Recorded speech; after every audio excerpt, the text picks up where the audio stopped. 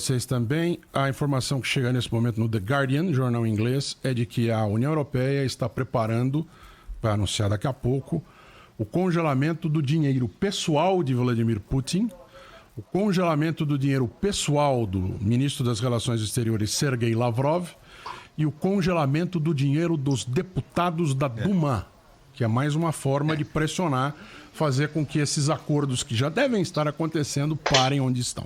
Da conta oficial dele, né? Eu não acho que ele Na tem conta do exterior, exato. Não sei, talvez não seja nem na oficial. Exatamente. Mas, enfim... O que dizem é que ele se preparou, e lógico, né? Ninguém tomou uma atitude dessa sem se preparar por meses e meses e meses. Acho que isso não vai ser o suficiente, mas enfim. Juliana, bom dia pra você. Ontem foi um susto danado, né? O petróleo disparando, as bolsas caindo. Hoje a coisa já tá se acomodando um pouco mais. Juliana, bom dia. Bom dia a todos, bom estar aqui com vocês. Olha, a sensação é ainda de muita incerteza, obviamente, né? Ninguém sabe o que está na cabeça do presidente russo, Vladimir Putin, mas a reação da feira nos mercados financeiros e também nos preços internacionais de commodities é de uma certa redução dos valores de quinta-feira. É claro que as primeiras reações são sempre muito fortes, mas depois começa a ter algum tipo de recuo. Mas são preços altos ainda. O petróleo, nesse momento, está perto dos $100. O dólar abriu em alta aqui no Brasil, agora recuou um pouco. A gente sente muita volatilidade, mas as bolsas asiáticas subiram, as bolsas da Europa estão em alta, que perderam muito nessa quinta-feira. A Europa altamente dependente do gás da Rússia. E por que certo alívio? Claro que tem sempre um exagero inicial ali, né? A Bolsa de Moscou, por exemplo, sobe. Ontem caiu quase 50%, mas é porque, principalmente, essa questão das sanções que o Edu estava agora detalhando, ainda são consideradas, digamos, administráveis. Qual é a sanção mais grave que se teme hoje na economia?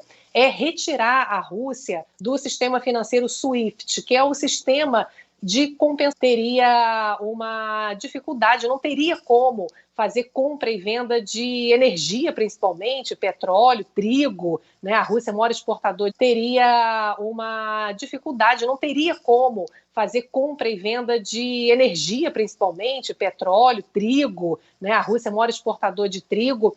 Então, os Estados Unidos estão resistindo a tomar uma medida mais drástica, e a Europa também, embora o Reino Unido esteja pressionando para essa medida mais drástica, mas um economista ontem, em entrevista no Band News TV, fez uma analogia que eu achei muito boa. O economista Luiz Otávio Leal, ele falou o seguinte, que é como uma bomba atômica. Você joga uma bomba atômica na Rússia, você detona a Rússia, só que os efeitos radioativos se espalham pelo mundo. A gente depende aqui no Brasil, gás diretamente, mas dos componentes do gás, fósforo, nitrogenados, potássio, para poder fazer os fertilizantes aqui no Brasil. Então, isso afetaria demais. Imagina, haveria uma queda brutal de produtividade da produção agrícola, agora na próxima safra brasileira, afetaria alimentos também. E uma outra questão que eu acho importante a gente pontuar é que, nesse momento, também há uma preocupação muito grande de como é que vai se comportar o dólar aqui no Brasil. A gente tinha até anteontem o dólar que chegou a cair abaixo de 5. Isso, a inflação, porque embora a gente tivesse alta de petróleo já antes da guerra, por conta da recuperação mundial, a gente tinha, por um lado, o petróleo em alta, mas o dólar em queda. Então, uma coisa meio que compensava a outra. Agora, nesse momento, a gente tem as duas coisas em alta, né? Petróleo num patamar muito caro e o dólar em alta. Então, a gente tem alta dupla, que era a relação que a gente tinha no ano passado. Agora, a gente voltou a ter essa situação. Isso, se perdurar, vai ser um baque na nossa inflação e pode atrapalhar demais, principalmente, né, as famílias de baixa renda, que a gente estão sofrendo com alta da energia, alta de alimentos, e a gente segue acompanhando. As próximas horas vão ser fundamentais, como vocês estavam conversando aí, para saber o que está na cabeça do Putin, quais vão ser os desdobramentos dessa guerra. Pois é, até porque, Juliana, um conflito armado, é claro que tem mais consequências para a economia do mundo do que uma simples rendição de Kiev, que foi o caminho indicado agora há pouco pelo correspondente Ian Boechat, um jornalista que já cobriu dezenas de conflitos e que contou aqui na Rádio Bandeirantes que Olha, pelo que eu estou vendo agora em Kiev, e já passei por situações semelhantes de invasões, não há pelo menos visível, da população para reagir.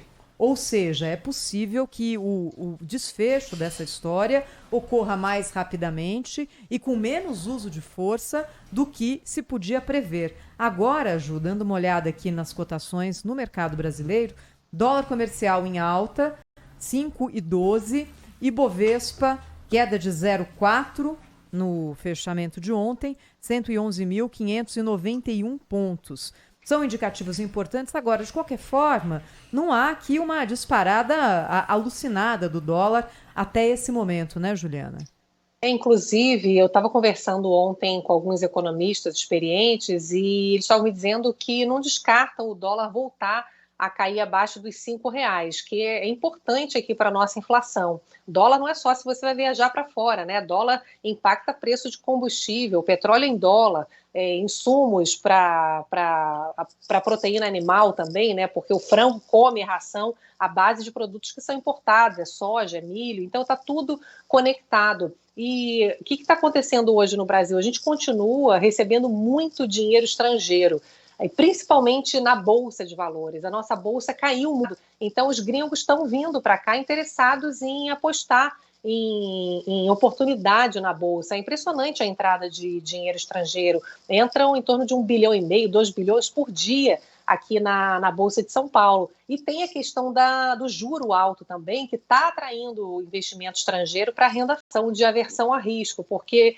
por enquanto, no ano passado a gente tinha isso, né? As commodities estavam em alta, normalmente quando estão em alta, a gente é grande vendedor de commodities, a gente teria o dólar em queda, mas diante de tantas tensões que a gente teve aqui, políticas, fiscais e tal, acabou a gente tendo esse cenário que era péssimo para a nossa inflação. E aí agora, no começo do ano, a gente estava colhendo essa entrada forte de fluxo estrangeiro no Brasil, com as commodities em alta, mas com o dólar em queda, e o virou, né? Então, os dois estão subindo, como se atualizou agora há pouco, dólar e commodities, mas a depender, novamente, desses desdobramentos da guerra, a gente tem um fluxo estrangeiro forte vindo para o Brasil, continua, então isso pode segurar novamente um movimento de dólar mais baixo aqui no Brasil. Tem muita gente me perguntando, não só pessoas que querem viajar, obviamente que quem pode viajar hoje é a minoria da minoria, mas gente que depende do dólar justamente para os negócios, né? Traz coisa de fora, importado, né, Thaís? Então, a esperança é que a gente possa ter o dólar mais baixo novamente. Ô, Ju, a Sônia aqui. Então, você, né, especialista em economia, você recebe aquelas agências de notícias que vem um monte de informação e notícia daqui, notícia dali, e muitas delas não são oficiais ou são especulações.